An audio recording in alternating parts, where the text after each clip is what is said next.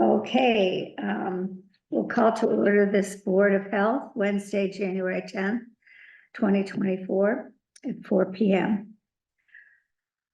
Pursuant to Chapter 2 of the Acts of 2023, an act relative to extending certain COVID-19 measures adopted during the state of emergency, signed into law on March 29th, 2023. This meeting will be conducted via remote means and in person, as long as members of the public can easily access the proceedings in real time and participate remotely. Until further notice, this meeting will no longer be broadcast live, but it may be watched when the show is replayed on PAC TV. Members of the public who wish to participate in the meeting may do so in the following manner. In person at the Rope Walk Meeting Room located on the second floor at Plymouth Town Hall, 26 Court Street, Plymouth, Massachusetts. Note that the occupancy limit of the room may reduce the number of attendees that can be accommodated. You may also participate through remote, through the Zoom meeting. The ID and password are on the agenda. And finally, you may also send any comments or questions that pertain to a current agenda item to publichealth@plymouth-ma.gov. They will be read on the air and answered by the Board of Health as practicable. If time doesn't permit answers during the meeting, responses will be sent by email as soon as possible. Okay. And we have no minutes to go over. Okay, so we'd like to start with a septic variance for 112 Lakeview Boulevard. Mr. Flattery, is he there? Yes, I'm here. Mr. Flattery and Mr. Stefani. Hi, how are you? Kevin, can you hear us? Yes, can you hear me? We can't hear you. You can't hear me. Yeah, hang on a second, Kevin. Yeah. For some reason, the audio is not. Yeah, because the test was working. Kevin, we could hear you on the Zoom. You can. Other Kevin, can you try participants. talking again? Yeah. Can you hear me now? Yeah. Yeah, it's the audio's. Sorry, Kevin. I don't know why it's not working on this. We have the owl set up. Okay, David's saying we have to change the settings. Of the owl? Yeah, but we are set for that, David. Do you go off and back on? Click the microphone. I click.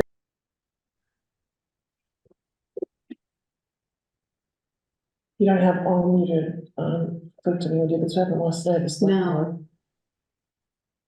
The owl is selected, David. Yeah. So we can hear? Yeah. everyone.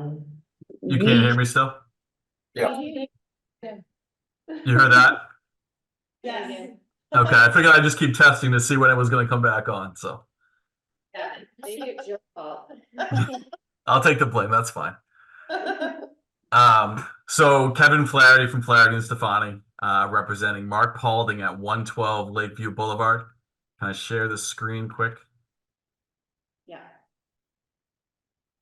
So, again, 112 Lakeview Boulevard, it's right on Ezekiel's Pond, kind of as you come around the sharp corner on Lakeview Boulevard. It's a relatively small lot, 9,500 square feet. He has a kind of a failing 3-bedroom leach pit that he's continuously having to pump. So it's just time, he doesn't have a Title V failure, but it's just everybody's telling him from pumping records and everything else like that, that it's kind of on its way out. So we're proposing to do a new 3-bedroom conventional system with a new 1,500-gallon tank and concrete chambers out by the street.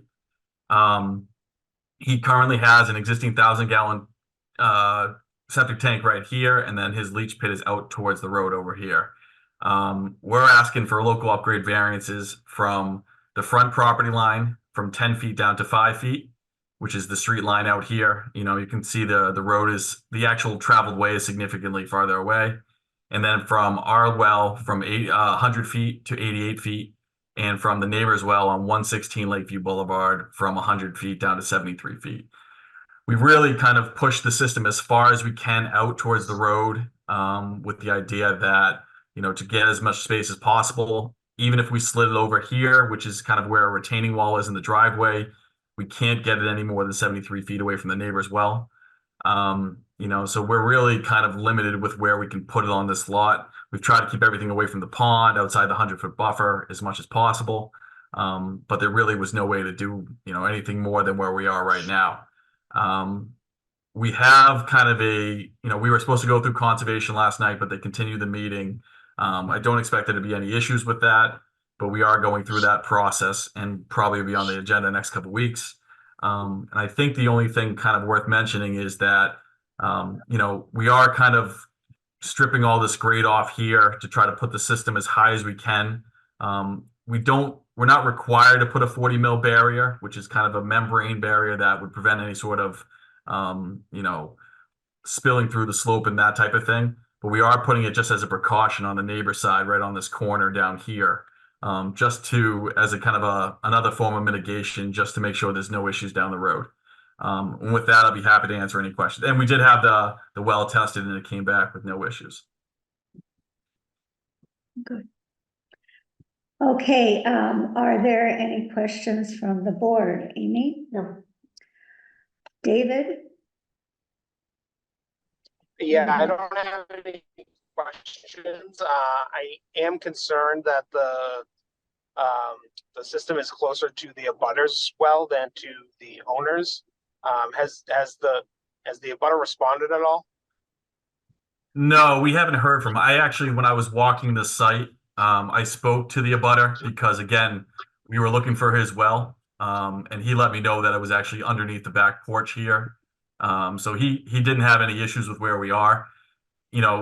Without putting it in the layout, there's really no other place to put it. And like I said, even if we were to slide it up here, which would be kind of more of a financial, burden for our homeowner, we still can't get that, any sort of additional distance away from that neighbor's well. Thank you. Lorenzo? Yeah, I know, Kevin, you mentioned that you had a well test. Was that the owner's well or the neighbor's well? Because the neighbor's well seems to be closer to the leach field, right? The owner's well is what we're required to test, when the existing leach pit is within 100 feet of that well. I know I'd have to look back to see exactly when it was done. We pulled the neighbor's septic, and their septic is actually in a pretty similar location when they did theirs. Again, I don't know the exact date, so I wouldn't kind of reach, but I'm assuming they had to do the same testing when theirs was done. Yeah. No, I appreciate the 40 mil that you're putting on the neighbor side to mitigate any possible future. I think that that's the only concern I have, but I'd be interested in what the department has to say about these variances. Okay, Karen? Yeah, the department would recommend approval. We also recognize that the distance from the abutters well is closer than the locus well. But the study of the plan and the layout of the lot, and the size of the lot really doesn't allow for a different location. The abutter has been notified and actually, as Kevin said, met with Kevin in person and didn't have any concerns about where the system was going to be located. And with Kevin and the group actually taking the additional step to put the membrane barrier with the system, closest to the abutter, we think that they've done more than what they really would need to do in order for the system to be approved.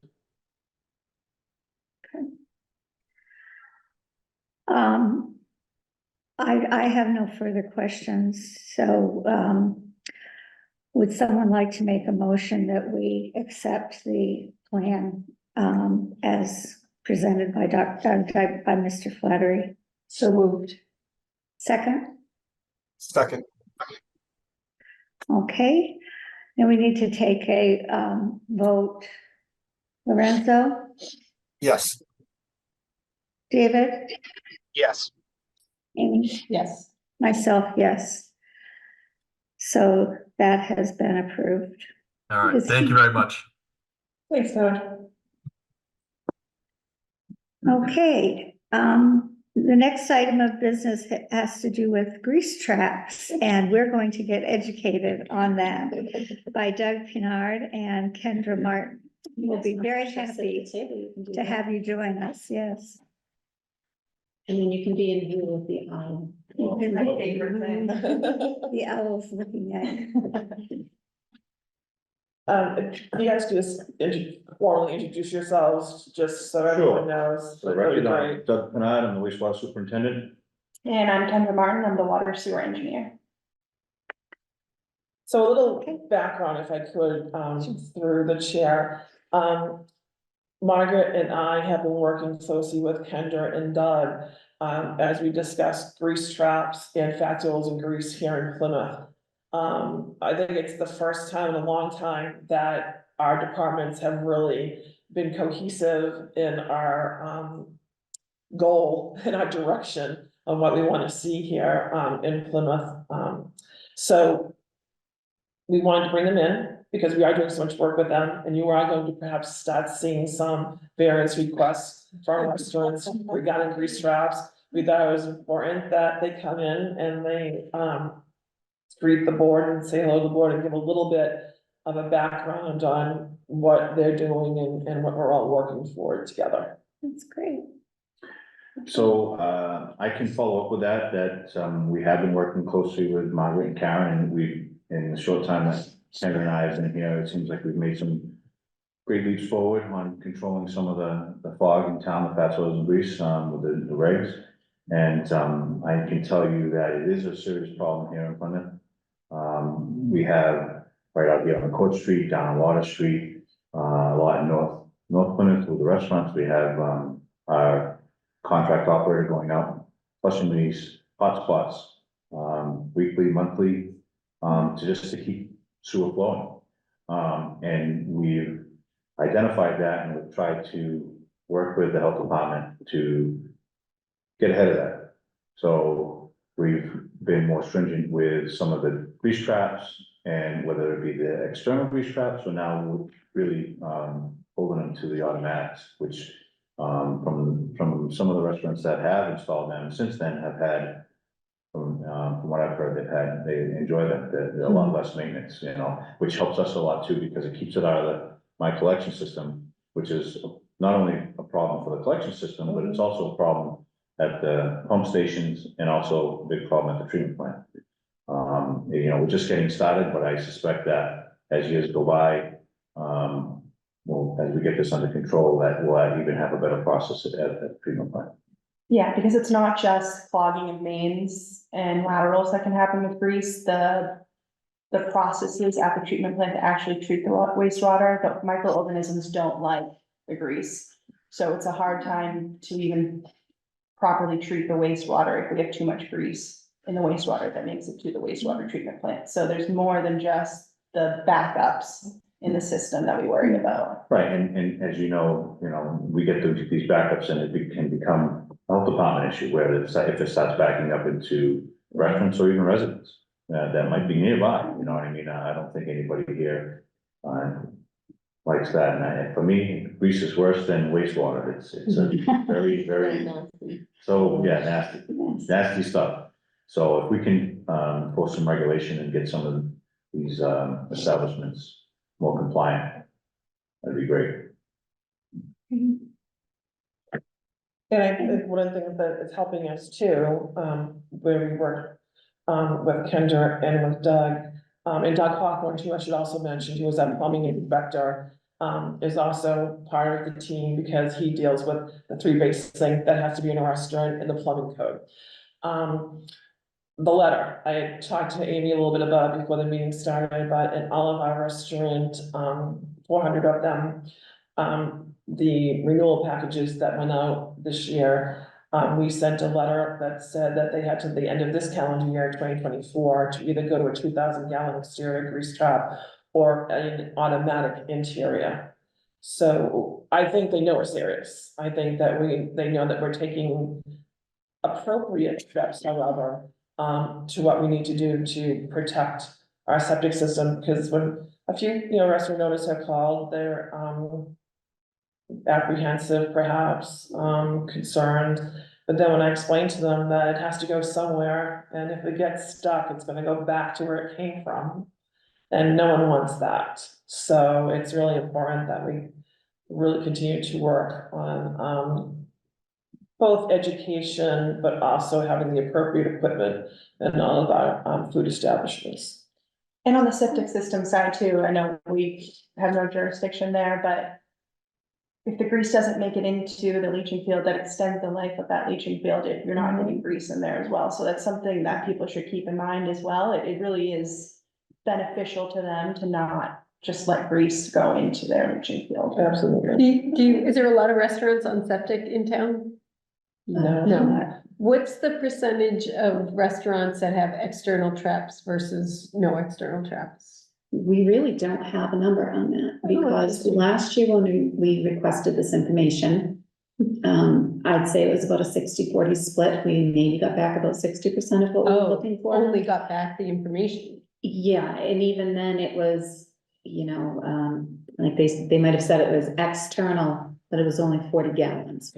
That to me tells me it's probably internal. Right, Not but they just want you They to take check it them outside. off the way. Right. So, and that's part of, again, also with our new open gov system, as we renew these permits and we get back the information about their grease traps, we're able to enter that into open gov. So now what we're gonna be able to do is at some point call out a report of who we have and who we don't, who we need to follow up with. So I think we're kind of targeting around June for that, who we need to start going to visit to, saying, Yep. listen, you didn't give us the information, we're here to get it. Yep. And this is what you're gonna need to do. Because as Doug and Kendra said, and Karen said, it's gonna go back to where it came from, and you don't want it in your establishment Right. at dinner time. So that's, we really don't have a handle on the numbers yet. That's interesting. Yeah, it's totally understandable. It's a long process. This is gonna take a long time. It's gonna take more than a year or so we're very early on. We've taken some good steps forward. And then once we can get those numbers and we can see what's going on, then we can start really doing some enforcement, which hopefully we don't have to do that, but, I think, if we have to, we'll have those numbers and be able to start really doing some enforcement after the fact, but, Kendra and I and Margaret and Karen work close together. We email back and forth and talk and kind of bounce ideas off each other, whether it be the letter that was sent out, what do you think, what should you add, what should we take out? So it's been, collaborative and, like I said, very early on. But I think that it's some good steps and, it's very important. And hopefully everybody comes into compliance. And then the next step will be out and go out and get some more numbers and do some enforcement of, you've been notified, you need to, or else. So that'll be next. I think before, I think the departments were working like in separate silos, and I think now we're not, you know what I mean? So, we get together if there's someone who asks for a variance, so before we come to you, we've all talked about it, you know what I mean? So I can bring it to you and say, well, sewer has approved it, or sewer had these concerns, or whatever it is, so it's gonna help, because as we're a united front, we're gonna be able to assist our food establishments that might need assistance too. Because they'll know that, And to That's back good. that up too, I've told Margaret and Karen, anytime you need me to come in to talk to you or give an update or give my opinion, just let me know and I'll gladly come and attend the meeting. Great. And that is what's great about the open gov system too, is like our variants that we have coming tonight. We all communicated, we all left our comments right within that platform. So That's we, good. we were able to actually coordinate a site visit as well, which is something we want to be able to try to do is on as many of these variances that come through. Yeah, But the open gov system is just such a great form of communication that I really think it's gonna help our establishments yeah. to meet compliance. And it's always good to have departments working together. Isn't that an amazing idea? It's like, Getting there, why didn't we slow. think of this before? Slow, we're getting there. We've got a few more departments to get online. Yeah, yeah. Thank you. Anyone have any questions on the board, Lorenzo? I just had a comment, I guess, and maybe turns into a question. Doug, you mentioned regulations. Are those with respect to Board of Health, public health regulations around this? Yeah, Okay.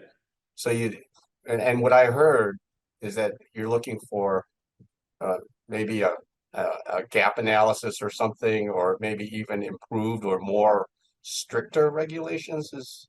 I don't want to put words in your mouth, but could you expand on that a little bit? yeah, so some of the things that we've done is we've reviewed and renewed the fog regulations, which came in front of the board here, and then they voted to approve the new changes, and we want to hold establishments to these regulations. Yeah, I think Okay, we're just, there's some missing information right now on what restaurants or food service establishments have for grease traps or what they don't have. So it's in the fact finding stage right now, and then making those establishments come into compliance is kind of what we're talking about and what I think Doug was implying.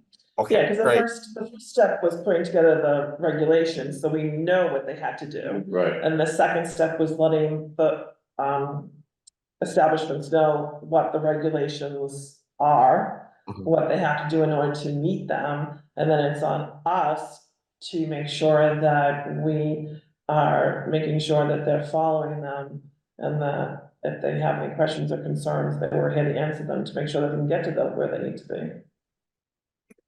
No, thank you. Okay. David, any questions?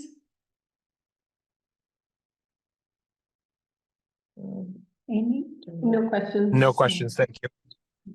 Okay. Well, this is wonderful. Thank you. I really appreciated it. As you can Sure, see, anytime. we're gonna do a variance now, so. Yeah, like Margaret said, this particular variance, we all got together, coordinated a site visit, spoke to the owner. Good. I mean, I'm welcome to stick around, but if you want, we've already discussed the variance and made some recommendations, but. No, we're good. Okay. Well, good. Thank you. Thank you so much. Thank you. Good night. Good night. Thanks. Thanks, Doug, thanks, Linda. Yeah, well, So next on the agenda is the grease trap variance for the May Thai cuisine. And Mr. Rob Ball will be presenting. How's it going? There you are. Hello. Good. You may go ahead. Yeah, so I got 2 grease traps. And like I said, they had a site visit. One is a smaller that we attached to a 3-bay sink that we don't really use, mainly for just like rinsing off vegetables and stuff. And they recommended just updating that grease trap. And then we do most of our cooking on a wok, which has a grease trap attached to it. And that's the one we're gonna do the automatic grease trap to. For the other grease trap, we just don't have the space in the kitchen to do it. And we also have a fog tank as well, which anything that's heavy, used with like heavy grease, we put it in that, and that takes all the grease off. Yeah, but we don't have space to put two of the automatic grease traps in. Yeah, so when we, Because they're really hi, big. Rob, so when we did go out there, we did notice, the grease trap that was under the 3-bay sink did have some corrosion to it. It's getting older. So Rob is going to replace that one. The space that it is in is It's very small. There's just no way, the size of an automatic is going to fit there. But like Rob said, it's mostly vegetables and things that get rinsed there. Where he is putting the automatic grease trap is gonna be connected to where the wok is, so that's gonna get the bulk of the oil and what we're most concerned with. He also has a fog machine out back, so any of his heavily soiled pans and wares, it's kind of, you dip it in, and correct me if I'm not explaining this right, Rob? But you dip it in and it's got some enzymes in it that will help to break down those, the grease, and then that in itself gets collected. So by the time things get washed, very, very little grease, if any, is present. So there's a whole, I've never heard of where you take the heavily greased items, you stick it in is it a? Fog machine. Yeah, what does it look like? I've never even heard of that. Rob, can you explain what that's like? Yeah, it's just like a big tank, like a 100-gallon tank that's like it's heated up to 180 degrees all the time, and then it comes with this special soap that has like it's like $100 a thing, and it breaks down all the grease and breaks down the enzymes. But yeah, And what happens that's all to it that does. waste? And then what That goes down happens? It goes down with the grease trap. It'll go down with the automatic grease trap. Okay. Yeah, okay. And when you mentioned about updating under the small sink, what is that updating gonna involve? That's going to be the passive grease trap. That's what we're Okay. actually looking for a variance on. Is Oh, that okay. passive one that's going under the 3-bay. Because the Okay. regulations require that that also be connected to the automatic. There's just no room. There's no room. In that passive one, you said that that's mostly the 3-bay doesn't clean anything? Is that, what did you say that? Right, or- Rob said it's just mostly for like rinsing vegetables. All right, so it's not like it's an existing 3-bay that they've kind of repurposed to Right, and it meet does whatever have- they need. It does have a grease trap attached to it Right, now. It's because of the just, plumbing code and all the other. and not even so much, it needs to be replaced, or else Rob's gonna have a big mess in his kitchen one of these days of just all water. Oh, So, because of the, Yeah. yeah. Needs to be Yeah. replaced. Yeah, okay, Yeah. that makes sense. Okay, so the automatic is gonna be attached to the wok, and Yeah. then the fog machine is out back. Yeah. And those two, there's no variance on, so the only variance. No is- variance is on requested. on the one that's updated. Okay. Any questions, from the board? Lorenzo? No questions, thank you. David? No questions, thank you. Amy? No questions, thank you. And, oh, I forgot to ask. Oh, that's okay. What you recommend? Well, What we you would recommend come- approval, but I also just wanted to point out to the board too that, the forms that you're seeing in your Mhm. packet, those are from OpenGov. So Oh, this is, right. this is That's what very, that's gonna look like. right, exactly. Oh. So you're gonna see the date that people received the information, Yep. who received it, if they approved it, what date they approved it, if they didn't approve it, what comment they made. So moving forward, this is the type of paperwork you're gonna see, but it's very comprehensive. So I think that it will definitely bring all the information that the board would definitely require. Okay, very good. Okay, no further questions. I would ask someone to make a motion to approve the variance as described. So moved. Second, Second, and then all in favor. You have to do a roll call. I have to what? Do a roll call. Oh, roll call. Oh, that's right. You can't raise your hand. I forgot where it was. Lorenzo, yes. David, Yes. Amy? Yes. Myself, yes. So it is approved. All right. Okay, Rob, you're all set. We'll, send you some updates via email, okay? Thanks, Rob. All right. Thanks. Thank you. Thank you. Yeah, that's great. Have a good one. You too, thanks. Okay. So I know you've all missed talking about respiratory diseases for a while. So I thought maybe I would give you a little update on the current state of affairs in Massachusetts and in Plymouth. This is shows you the statistics, and you'll see that that almost 18% of patients that are going into emergency departments are going because of some sort of a respiratory illness.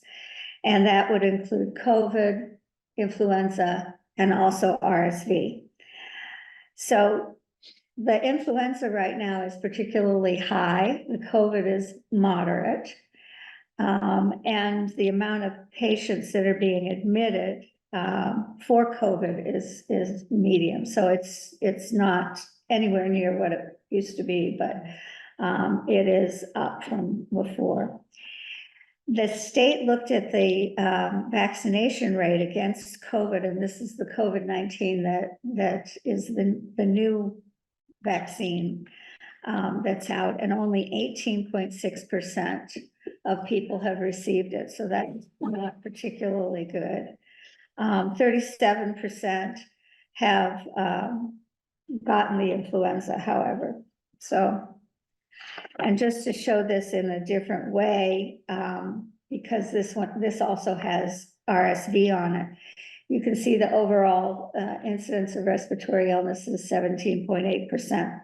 COVID down lower at 3.5, and flu is also 3.5. In fact, flu is continuing to go up. It's on the upward trend. RSV, I know you've all heard a lot about the new vaccine for RSV. RSV is really only accounting for 0.7%. And this just gives you an idea of a trend over the last 2 years. And you can see that in around December, it started to go up. And this was the wastewater effluents that we're looking at, that looks at SARS and CoV-2. I just want to mention that SARS-CoV-2 is a test for not COVID, but it tests for the virus, which is coronavirus, that affects the development of COVID. It's what causes COVID.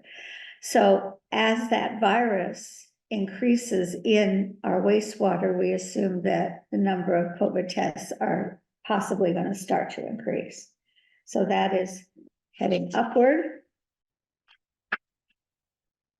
And the next slide, again, looking at the same thing, starting in December, and you see that there's a huge spike of COVID.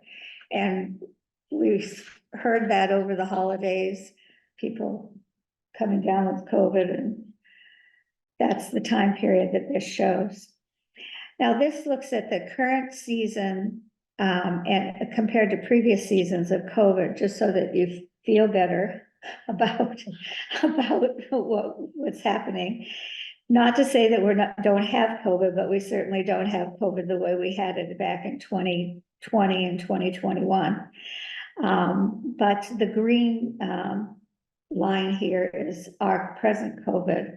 And again, you see it going up in December. So these are for the These are- emergency department visits? Yes. So there was an article, I think on NPR or something, and they were talking about the fact that because we've all been exposed to COVID before, whether it's the majority of us, whether it's a vaccination or having had COVID, Yeah. and that's what's allowing, what it is our body's recognizing it right away. So we're able to, our immune system instantly is like, shut it down. So then they were saying that they thought that might have to do with, like, once your body recognizes it, you get symptoms. So once you know you have enough virus in you to maybe be spreading it, you're sick.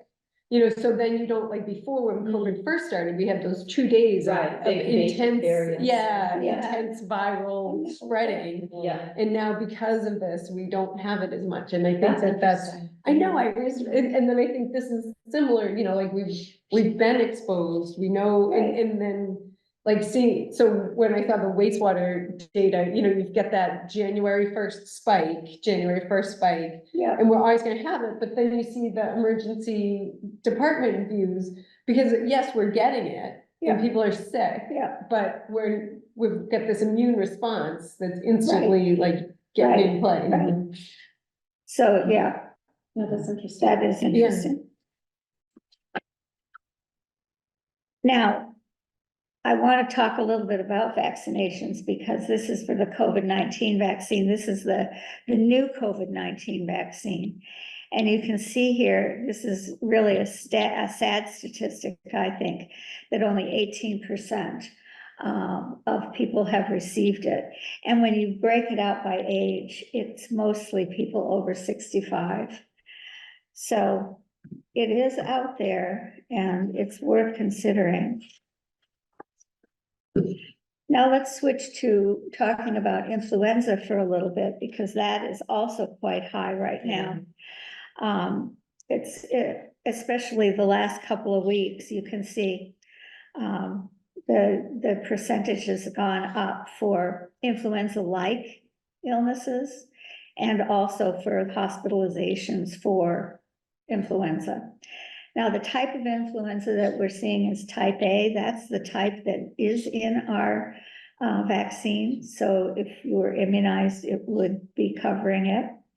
And just to mention, people do die from influenza. We've had 34 people so far this season, and that's in Massachusetts.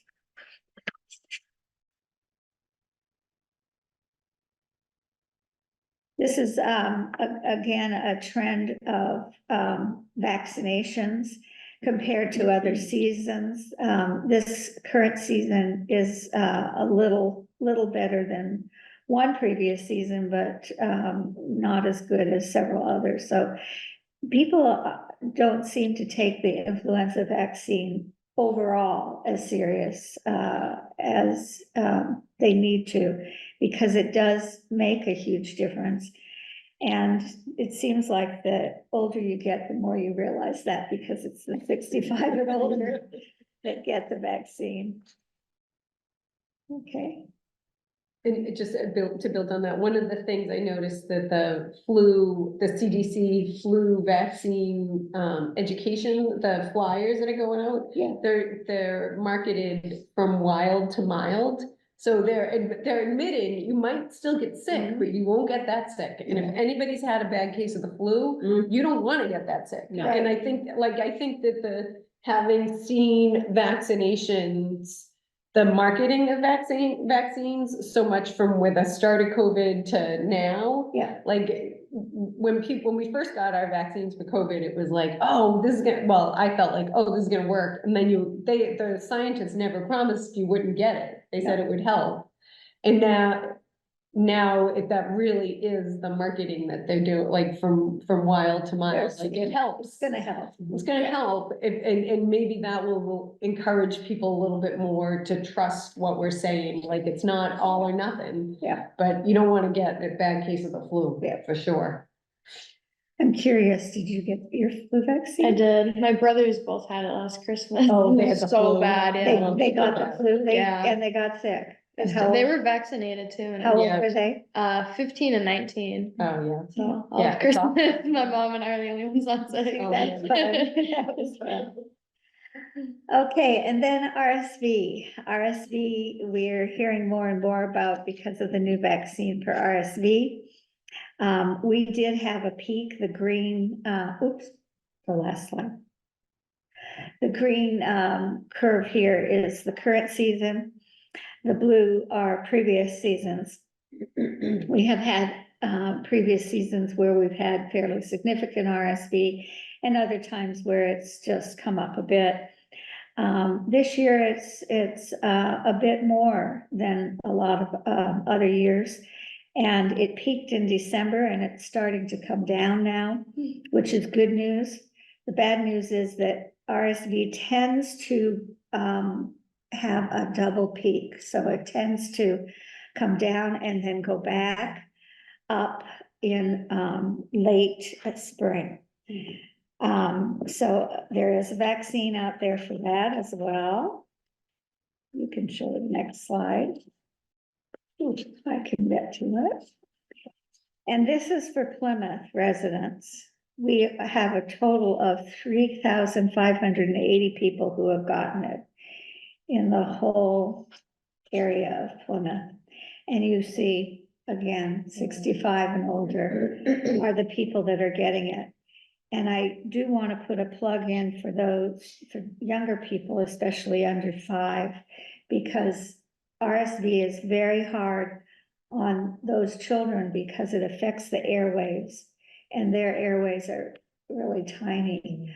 So I wish I saw more than 46 people in Plymouth under 5 that Is it offered to kids under 5? I know that it's offered now. but it's not offered to everybody, is that right? Or not covered by insurance? Well, I don't know Yeah, about yeah, insurances. I can't tell you that, but if you've had a child in the hospital with RSV, you would not want to be there. So just to end, Oh, yeah. this was out of the Boston Globe, January 3rd. More hospitals are requiring masks, not only for COVID, but for flu, because of the surge that we're seeing. I do want to talk a little bit about masks. We learned a lot about masks during the COVID epidemic.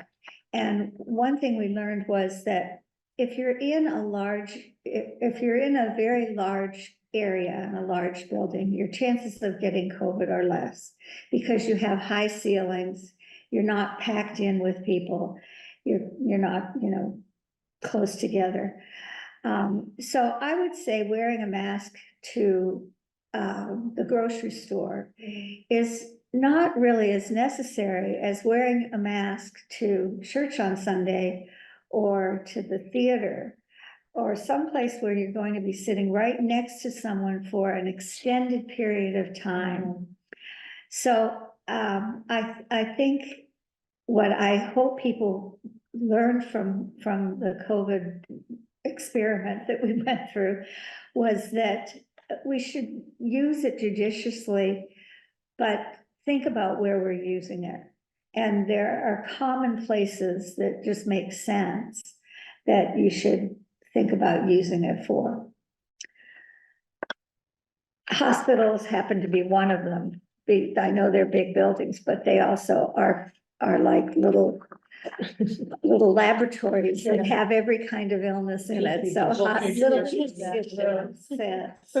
So, okay, very good. Board of Health goals update. Any updates for I don't have anything. I don't know about you, you. Lorenzo? Do you have anything? No, I don't have any updates. I think we're moving along. I think we had that forum most recently, and that was very educational with the Holtec nuclear decommissioning, where that stands. So I think we're moving along with engagement, and education of the community. So Yes. Very good. Okay, any public comments out there? Anyone writing? No one's writing to us? Not Not for the bad about that, are you? meeting. Other things, but no. Okay, then we will have a report from our esteemed director. Esteemed. Oh, boy. Did you know that? So tonight, something that I do want to talk about is the opioid recovery remediation project. That's the money that the state of Massachusetts has received from drug companies regarding inappropriate actions that they took as far as opioids are concerned. And that money is going to trickle down to individual municipalities, including the town of Plymouth. So, all the municipalities across the Commonwealth were required to adopt strategies for expanding opioid prevention, treatment, recovery, and harm reduction services in the communities in which they serve. So the Plymouth Opioid Remediation Project will launch this month, January 2024. So the Plymouth Department of Health and Human Services, of which the Public Health Department is now a part of, we've developed a project to generate community-driven solutions for reinvesting those settlement funds. The project is part of a coordinated response to local opioid epidemic and aims to increase community engagement around the topic of opioids while enhancing related services for residents. Project components include gathering input from Plymouth residents and stakeholders and making funds available through a competitive grant program to local nonprofits that will provide opioid prevention, treatment, recovery, and harm reduction services in Plymouth as directed by the settlement. So to have people who might be listening, who are interested in, perhaps they are a nonprofit and they are interested in hearing more about this, or they've been impacted by opioids, or they're just in general interested to see how that settlement is going to be administered.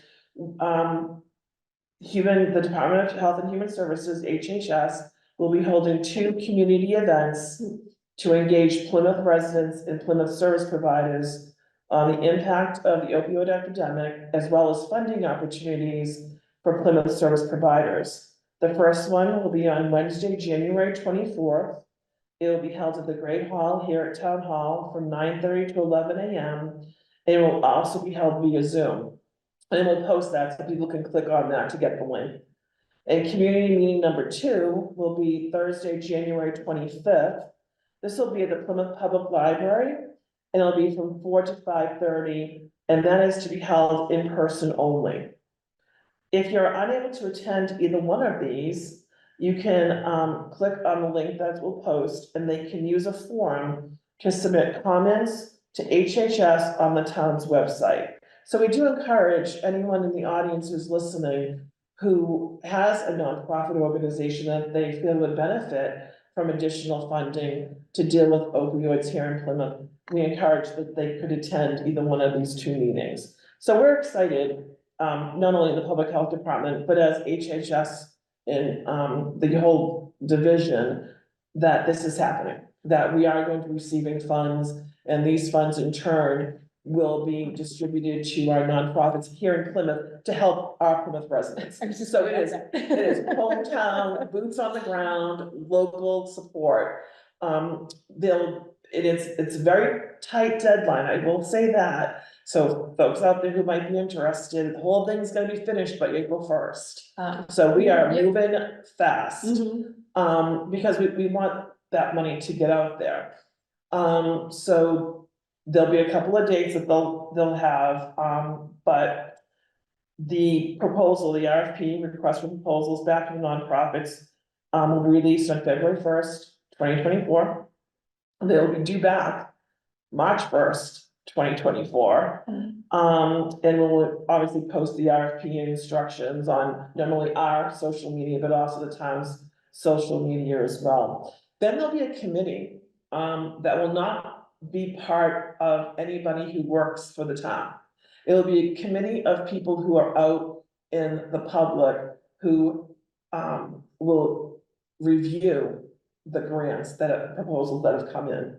And they'll be the ones that will determine who will get what and at how much and things like that. Because we really didn't want to have any bias whatsoever in this process. We did not want to have anyone have any, view of any kind of favoritism or anything like that. We really want to be seamless and transparent, and to get the money as quickly as we can to the folks who can utilize it to help our residents. Karen, who's gonna make up the committee that will review the grants?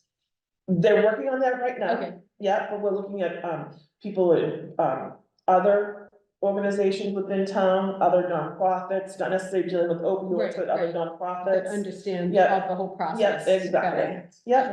Got it. Lorenzo had his hand raised. Oh, okay. Lorenzo, you had your hand raised?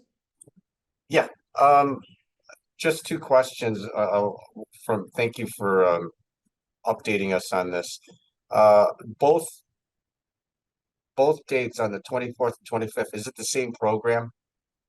Like, It will they're- be, yes. It's just, Okay. it's the same community meeting. It's just giving people an option. One is in the morning, and one is in the afternoon. But the one that's in the morning, don't forget, is also via Zoom. So it's going to be a hybrid. So folks Okay. might be able to jump on if they can't make that in person. And then kind of tagging on to Amy's question, is the committee going to be appointed by the select board, or how is that going to be handled? The committee is going to be selected by Michelle Brady, who is our Commissioner of Health and Human Services, working with Emily Watson, who is our Assistant Commissioner. I should actually bring her in so you folks can meet her. She's joining us as the Assistant Commissioner for HHS. And Jay Ferguson, who's been serving as our consultant, outside consultant for HHS. He's now going to continue with this project on a consulting basis, working of course with Derek Brindisi, our town manager, to form that committee. Thank you. So if anyone else has any questions about that, we'll move on to the next item. Yeah. To go along with what Dr. Reed was talking about rising cases of COVID, RSV, and flu, the Occupational Health Surveillance Program at the Massachusetts Department of Public Health wanted to highlight a few key resources that are available to municipalities, as well as some best practices around cleaning and disinfecting use. As I've always said, even from the very beginning, one of the best things you can do is personal care and washing your hands. So here we are.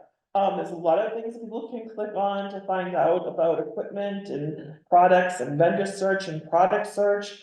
But again, you know, it's important that we have best practices, that we provide appropriate PPE if we are using certain cleaning chemicals, that we always look for cleaning and disinfecting products that are third-party certified, such as Green Seal or Eco Logo. But it's just sort of partnering with the fact that it's out there and we know that it's happening with COVID, RSV, and flu, that it's important to continue that we maintain hygiene and cleaning practices.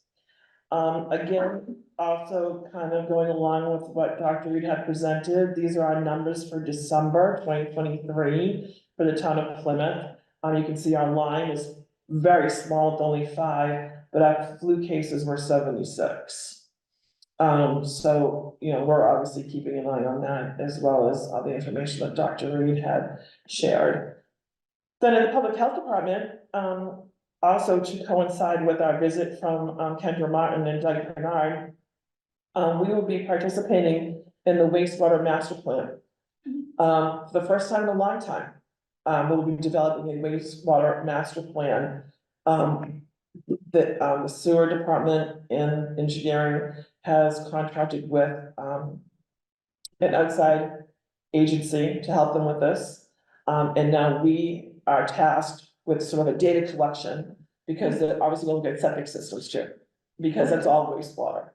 So it's not just sewer that has wastewater, septic systems have wastewater. So our department will be involved in that as well. I'll keep you posted on how that goes. But that's the end of that, my report for today. Karen, do you know what the ideas are around what they'll be looking at for the master plan, or you just have, you're at such an early stage, there's. Best practices really Okay. for us, it would be sort of like, they're gonna take a look at our history of our variance requests. Yeah. They're gonna take a look at our wells, they're gonna look at pumping records. They're going to look at things that we already know are important. Right. How many houses do we have that are with 100 feet of open bodies of water that don't have a Title V compliance system? I mean, they're gonna be looking at all of that to really even think about other areas in our town that can have a satellite wastewater Interesting. treatment plant. Mhm. You know, a little mini ones, you know, because Yeah. that is certainly something I personally would love to see. Yeah.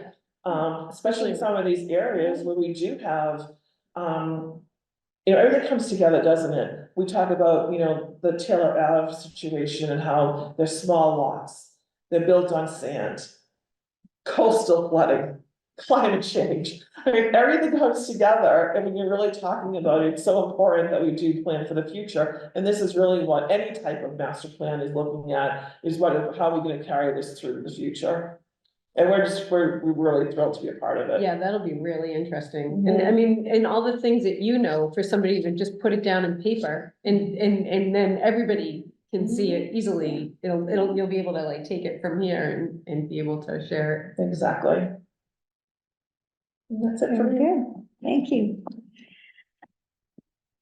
How are things in the high school? Nothing new. Same old. Okay. Are there a lot of people out with flu and? Not that I know Respiratory of, things? You but haven't noticed? everyone's Mhm. coughing and coughing on each other Coughing like on each other. usual. Are you The way in they north or always do. south? South, Yeah. Okay. every day there's like someone new coughing, so gross. Like I Yeah. cringed the whole class. Yeah. Anything else you wanted to add or? No, I don't have anything to. Okay, great. Well, I don't have any new or old business. So I think that if I can have a motion. So moved, I guess I should do, yeah, I make a motion to adjourn, how's that? Can I have a second, please? Second, Okay, we will take a vote. Lorenzo, yes. David, Yes. Amy, Yes, and myself, yes. We are adjourned. thank you.